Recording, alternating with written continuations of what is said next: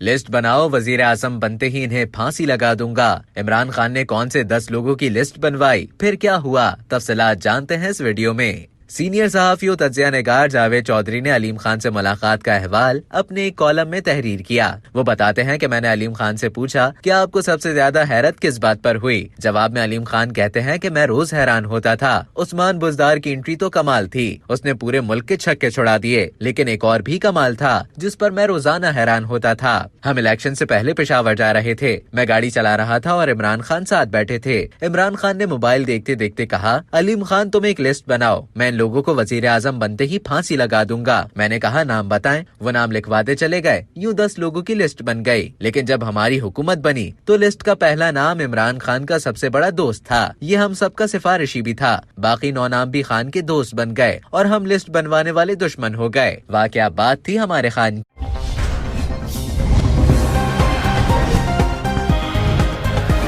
दौलतपुर में आटा सस्ता न हो सका, शहरियों के तीसरे रोज भी एहतजाज, आटा सस्ता किया जाए, मुजाहिरीन का मुतालबा।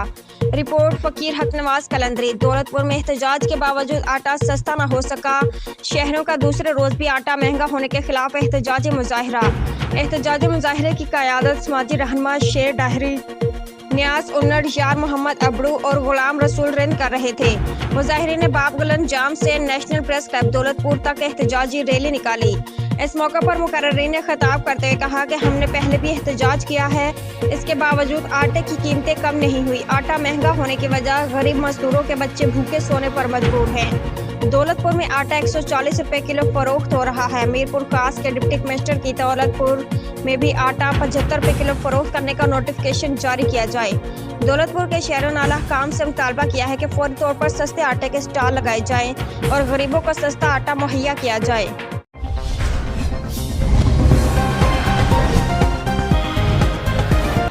रिपोर्ट फैज सोमरू। हकूक इंसानियत के बानी मोहम्मद इब्राहिम काजी की जानिब से ठल के बारिश मुतासरों में राशन और खैमे की तकसीम करने का सिलसिला जारी रखा गया है, जबकि तंजीम के सोशल रहनुमा मैडम सुगरा लाशारी, एजाज लाशारी, मोहम्मद मुराद पनहार, नादिर अली, मीर लियाकत अली ने बारिश मुतासरीन के घर घर जाकर राशन और सर्दी के लिए खैमे तकसीम किए गए हैं।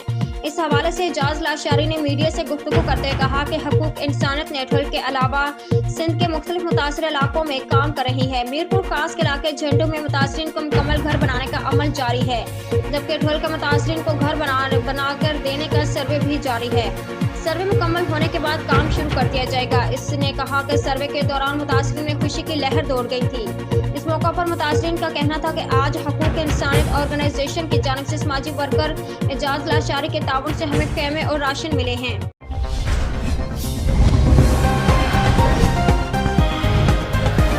दौलतपुर रिपोर्टर वसीम शाह। दौलतपुर में मल्लाह बरादरी के सरदार और दौलतपुर टाउन के काउंसलर के आज़ाद उम्मीदवार रईस अली बख्श मल्लाह नवाब शाह जेल से रहा होकर दौलतपुर पहुंचे तो उनका शानदार इस्तकबाल किया गया।